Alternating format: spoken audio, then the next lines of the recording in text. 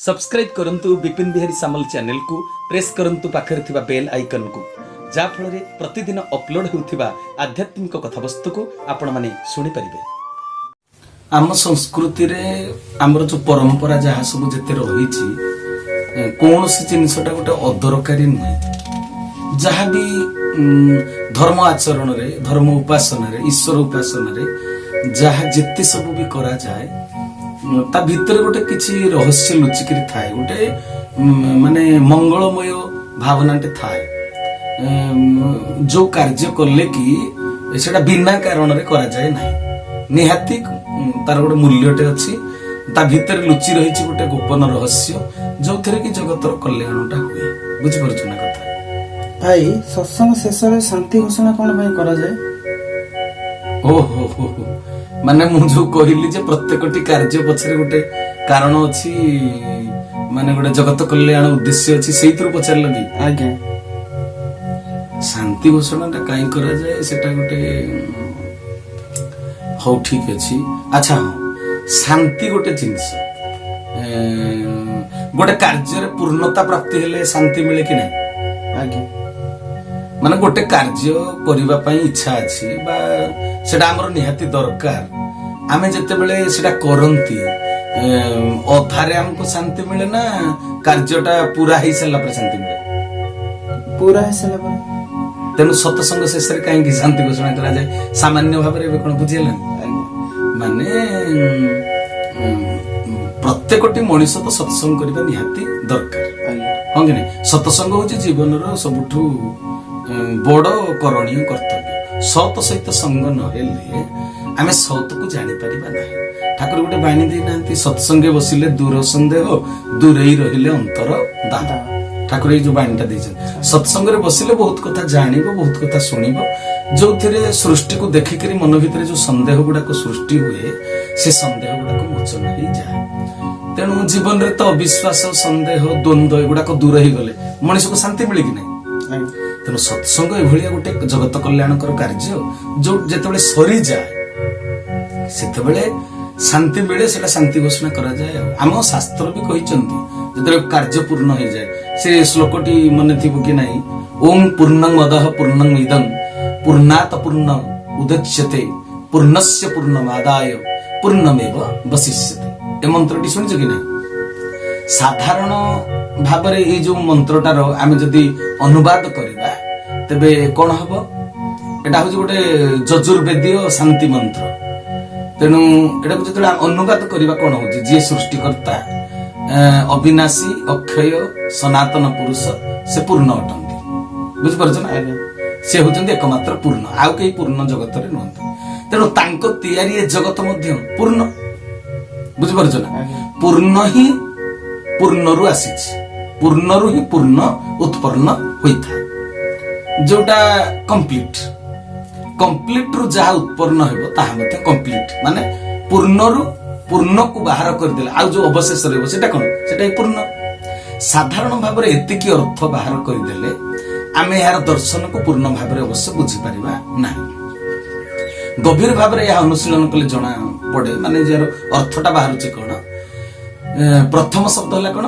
पूर्णं अदः अद शब्दर अर्थ जेउ तत्व आम ठारू दूर रे अछि बुझि परछ ना भगवान हमर पाखा पाखी थिले भी आमे ताको देखि परछ कि दूर रे अछंती ना ठाकुर सेठी पई कहि नांते गोटे वाक्य मु जेउ थारे थिले भी तो अंतस्थलर वार्ता जानिनी एटा कहिछ तेणु अदह शब्दर अर्थ होछि कोन जेउ तत्व आम ठारू दूर रे अछि आम अपहंस रे माने तांको धरिबाटा एते सहज कथा न जी आम पई दृश्यमान नहंती से किए परमात्मा भगवान परमात्मा होचंती पूर्ण ना पूर्ण से पूर्ण आम घरे अनेक जिनिस अछि दरकारी जिनिस आम घरे बहुत अछि हेले दरकार बेला को खोजिला बेला हमको मिलु नै एमते हुए कि नै एठी सेठी जेउंडी सेठी गोटे पडिछि दरकार बेले थिबा जिनिसटा आम काम रे आसिला नै तेणु जिनिसटा पाखरे थाई मध्य आम ठारू खूब दूर रे सेमिति परमात्मा सर्वत्र विद्यमान आमर अति पाखरे थिले भी आमको से देखा जाऊ नांती मन ध्यान दे खोजिले जेमिति जिनिस मिली थाए ସେମିତି ଧ୍ୟାନ କଲେ ଜ୍ଞାନ ଚକ୍ଷୁରେ ଈଶ୍ୱର ଦେଖା ଦିଅନ୍ତି। ବୁଝିଲା କଥା? ତେଣୁ ପୂର୍ଣ୍ଣ ମଦଃ ଶବ୍ଦର ଅର୍ଥ ହେଲା ଆମଠାରୁ ଦୂରରେ ଥିବା, ଆମ ପଞ୍ଚରେ ଥିବା ପରମାତ୍ମା ପୂର୍ଣ୍ଣ ଅଟନ୍ତି। ବୁଝିଲା କଥା? ତାପରେ ଶବ୍ଦଟା କଣ ଦେଇଛନ୍ତି କହିଲେ ପୂର୍ଣ୍ଣଂ ଇଦଂ। ଇଦଂ ଶବ୍ଦର ଅର୍ଥ ହେଉଛି ବସ୍ତୁ ପାଖରେ ଅଛି ହେଲା। ଅର୍ଥାତ୍ ଆମ ଚତୁଃପାର୍ଶ୍ୱରେ ଥିବା ପ୍ରକୃତି, ଈଶ୍ୱରଙ୍କ ନିର୍ମିତ ଜଗତ ମଧ୍ୟ ପୂର୍ଣ୍ଣ। ଆମ ଚାରିପଟେ ସବୁ କିଛି ଅଛି କି ନାହିଁ? ଈଶ୍ୱର ବି ଅଛନ୍ତି ନା, ପରମାତ୍ମା ତେଣୁ ପୂର୍ଣ୍ଣ। ପରମାତ୍ମା ତିଆରି କରିଥିବା ଏ ଜଗତ ମଧ୍ୟ ପୂର୍ଣ୍ଣ।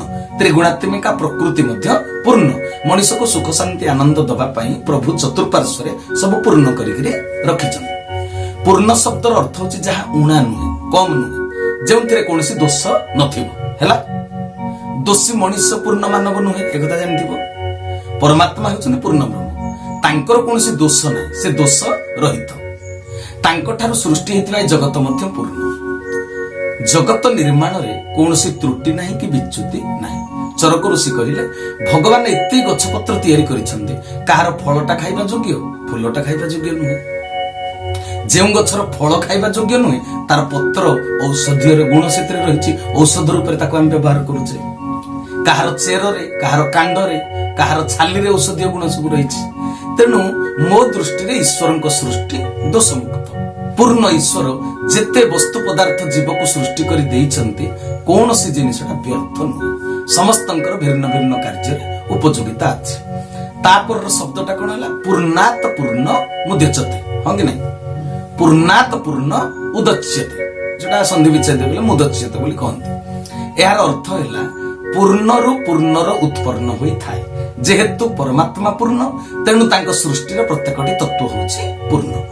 ଆମେ ଭୌତିକ ଜଗତରେ ଦେଖନ୍ତି ମୂଳ ପଦାର୍ଥରୁ ଗୋଟିଏ ବସ୍ତୁ ତିଆରି ହେଲା ପରେ ମୂଳ ପଦାର୍ଥ ଭଣ୍ଡାରରୁ କିଛି ଉଣା ହେଇଯାଏ, ହଁ କି ନାଇଁ? ତେଣୁ ମନେକର ମୁଣ୍ଡା ସୁନାରୁ ଅଳଙ୍କାର ତିଆରି କରିବ, ତେବେ ମୁଣ୍ଡା ସୁନାଟା ଯେତିକି ଓଜନ ଥିଲା ସେଥିରୁ ଟିକେ କମିଯିବ କି ନାଇଁ? କମିଯିବ। ପାଣି ମାଠିଏ ଥିଲା, ଆମେ 2 ଗ୍ଲାସ ସେଥିରୁ ପିଇଦେଲେ, ଉଣା ହେଲା ନା 2 ଗ୍ଲାସ। ଲୁହା ପଥର ଖଣିରୁ ଲୁହାକୁ ଆଣି ଟାଙ୍ଗିଆ କଟୁରୀ ଶାବଳ କୋଡ଼ି ତିଆରି କଲେ, ପଦାର୍ଥ ବସ୍ତୁରେ ରୂପାନ୍ତରିତ ହେଇଗଲା। ଖଣିରୁ ଲୁହା ପଥର ଧୀରେ ଧୀରେ ଶେଷ ହଉଛି କି ନାହିଁ? ହେଲେ ଲୁହାଟା ପୃଥିବୀ ବାହାରକୁ ଚାଲି ଯାଉଛି କି? ଏ ପୃଥିବୀ ଭିତରେ ରହୁଛି।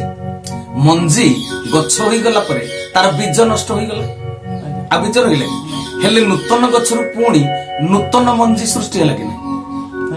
ତେଣୁ ଈଶ୍ୱରଙ୍କ ସୃଷ୍ଟ ଜଗତ ସବୁବେଳେ ପୂର୍ଣ୍ଣ କି ନାହିଁ?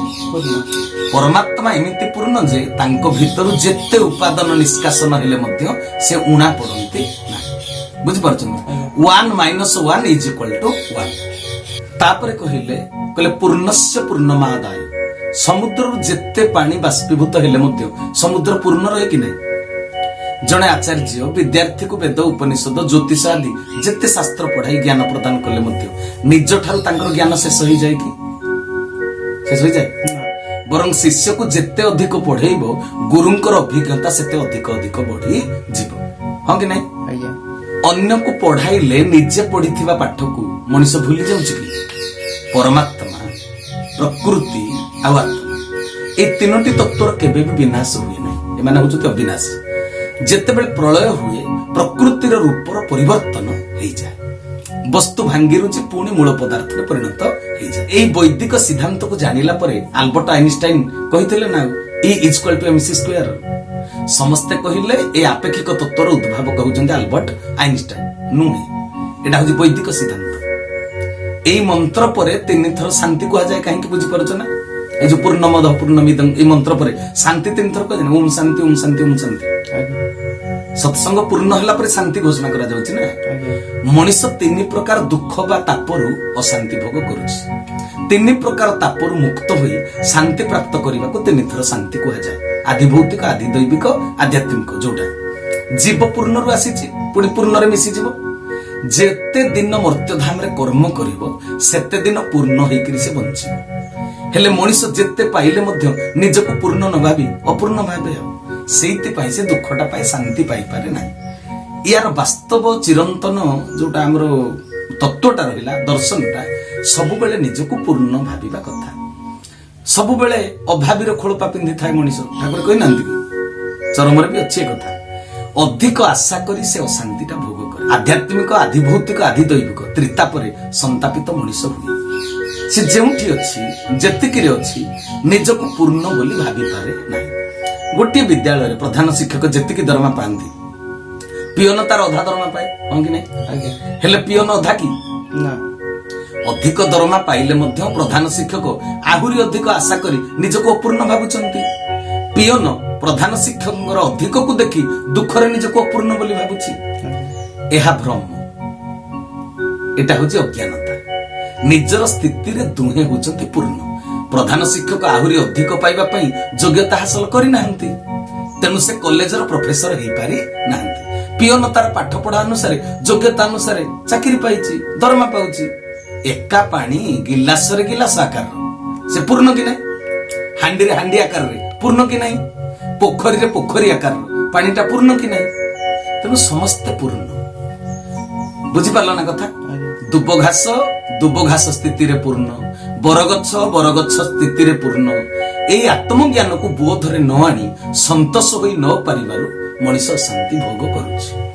ଆତ୍ମଜ୍ଞାନ ଉଦୟ ପାଇଁ ସତ୍ସଙ୍ଗ କରାଯାଏ। ଜ୍ଞାନ ଅର୍ଜନ କରି ସୃଷ୍ଟି ତତ୍ତ୍ୱକୁ ବୁଝିଗଲେ ତ୍ରିତାପର ଶାନ୍ତି ଦୂର ହୋଇ ଶାନ୍ତି ପ୍ରାପ୍ତ ହୁଏ। ଆଉ କଣ? ତେଣୁ ସତସଙ୍ଗ ଶେଷରେ ସମର୍ପଣ ହେଲା ପରେ ଶାନ୍ତି ଘୋଷଣା କରାଯାଏ। ସତ୍ସଙ୍ଗ ଶେଷରେ ଜୀବ ଆନନ୍ଦରେ ପୂର୍ଣ୍ଣ ହେଇଯାଏ, ହଁ କି ନାଇଁ? ଆମେ ସତ୍ସଙ୍ଗ ଶାନ୍ତି ଘୋଷଣା ପରେ ଗୋଟେ ଖୁସି ଲାଗେ କି ନାଇଁ? ଆମେ ସତ୍ସଙ୍ଗକୁ ପଶିଲା ବେଳକୁ ଦୁଃଖରେ, ଯାହାବି ଭୌତିକ ଜଗତର ସାଂସାରିକ ପାରିବାରିକ ଜୀବନର ଦୁଃଖ ଥାଏ, ଆମେ ସତ୍ସଙ୍ଗରେ ଯେତେବେଳେ ବସିଗଲେ ସତ୍ସଙ୍ଗର କଥାବସ୍ତୁ, ଧ୍ୟାନ, ପ୍ରାର୍ଥନା, ମହାମନ୍ତ୍ର ସଂକୀର୍ତ୍ତନ, ଚରମ ଶାସ୍ତ୍ର ପାଠ ଏଗୁଡାକୁ ଯେତେବେଳେ ଶୁଣିଦେଲେ, ବାସ୍ତବ ଜୀବନର ବାସ୍ତବ ସତ୍ୟତାକୁ କିଛି ମାତ୍ରାରେ ବୁଝିଗଲେ, ସେ କ୍ଷଣିକ ପାଇଁ ହଉ ପଛକେ ଗୋଟେ ଶାନ୍ତି ନେଇକରି ଆସିଲେ କି ନାଇଁ? ତେଣୁ ଶାନ୍ତି ଘୋଷଣାଟା କରାଯାଏ। ଆଉ ମାନେ ଆମକୁ ଶାନ୍ତି ମିଳିଗଲା ବୋଲି। ଆଉ ଶାନ୍ତି ଭୌତିକ ଜଗତରୁ କେବେ ମିଳେ ନାହିଁ, ଏଟା ମନେ ରଖିଥିବ। ଶାନ୍ତି ଜୀବ ଭିତରେ ଆପେ ଆପେ ଉତ୍ପନ୍ନ ହୁଏ। ତେବେ ଆପେ ଆପେ ଶାନ୍ତିଟା କେମିତି ଉତ୍ପନ୍ନ ହୁଏ? ଯେତେବେଳେ ସେ ଶାନ୍ତିମୟ ଈଶ୍ୱରଙ୍କର ଆଦର୍ଶରେ ମଣିଷ ଅନୁପ୍ରାଣିତ ହୁଏ। ବୁଝିପାରିଲ ନା? ସେ ଆଦର୍ଶର କଥାଟାକୁ ଯେତେବେଳେ ମଣିଷ ଶୁଣେ, ଶରୀରର କୋଷ ଭିତରେ ଗୋଟେ ସଂସ୍କାର ଆସେ। ସେ ସଂସ୍କାର ଗୁଡାକ ଯେତେବେଳେ ଆସେ, ଠାକୁର କହିଲେନି କି ଯୋଉ କ୍ଷଣିକ ଭିତରେ 30,000 କୋଷ ସୃଷ୍ଟି ହଉଛନ୍ତି ପୁଣି ନଷ୍ଟ ହେଇଯାଉଛନ୍ତି। ତେଣୁ ସତ୍ସଙ୍ଗରେ ଯେତେବେଳେ ବସିବ, ସେ ଅକ୍ଷର ବ୍ରହ୍ମ ପ୍ରବଚନ କଥା ଆକାରରେ ହଉ, ଗୀତ ଆକାରରେ ହଉ, ମହାମନ୍ତ୍ର ଆକାରରେ ହଉ, ବା ପୂଜାର ମନ୍ତ୍ର ଧ୍ୱନି ଆକାରରେ ହଉ, ସେଗୁଡାକ ଯେତେବେଳେ କାନରେ ପ୍ରବେଶ କରେ, ଶରୀରର କୋଷରେ ପରିବର୍ତ୍ତନ ଆସେ, ସଂସ୍କାର ଆସେ। ମାନେ ମଣିଷ ଯୋଉ ଅବୁଝା ହେଇକିରି ଥାଏ, ଧୀରେ ଧୀରେ ସବୁ ବୁଝିଗଲା ଭଳି ଲାଗେ। ବୁଝିପାରୁଛ? ଯେତେବେଳେ ବୁଝିଗଲା ଭଳି ଲାଗେ, ଶାନ୍ତିଟା ଆସେ, ଆଉ ସନ୍ତୋଷ ଲାଗେ। ସେତେବେଳେ ପରବର୍ତ୍ତୀ ଅବସ୍ଥାରେ ମଣିଷ ପୁଣି ଯଦି ସେ ଭାବଧାରାକୁ ଧରି ନ ରଖିବ, ନିଜ ଜୀବନରେ ଚରିତ୍ରାୟିତ ନ କରିବ, ହୁଏତ ପୂର୍ବବର୍ତ୍ତୀ ଅବସ୍ଥାକୁ ସେ ପୁଣି ଫେରି ଆସିବ। ସେଇ ଅଭାବରେ ଜୀବନ କାଟିବ। କିନ୍ତୁ ଯୋଉ ସମୟଟା ସତ୍ସଙ୍ଗରେ ବସେ, ତାକୁ ପୂର୍ଣ୍ଣ ଭଳିଆ ଲାଗେ। ସନ୍ତୋଷ, ଅଳ୍ପକେ ମୁଁ ସନ୍ତୁଷ୍ଟ ଏଥର ହେଇଯିବି, କାରଣ ମତେ ଯେତିକି ମୋର ଯୋଗ୍ୟତା ମତେ ସେତିକି ମିଳୁଛି, ଚାହିଁଲେ ବି ଅଧିକା ମିଳିବନି। ଏ କଥାଟା ଯେତେବେଳେ ସେ ବୁଝିଯାଏ, ପୂର୍ଣ୍ଣ ହେଇଯାଏ, ତେଣୁ ଶାନ୍ତି ମିଳେ। ତେଣୁ ସତସଙ୍ଗଟା ଯେତେବେଳେ ପୂର୍ଣ୍ଣ ଅବସ୍ଥାକୁ ପଳେଇ ଆସେ, ଆମ ଠାକୁର ଯୋଉ 3 ଘଣ୍ଟା 30 ମିନିଟ୍ ଯୋଉ ସମୟ ଅବଧି, ଯୋଉ ସମୟଟା ଦେଇଛନ୍ତି ନିର୍ଘଣ୍ଟଟା, ସେଟା ଯେତେବେଳେ ପୂର୍ଣ୍ଣ ହେଇଯାଏ, ସେଇଥିପାଇଁ ଶାନ୍ତି ଘୋଷଣା କରାଯାଏ। ଆଉ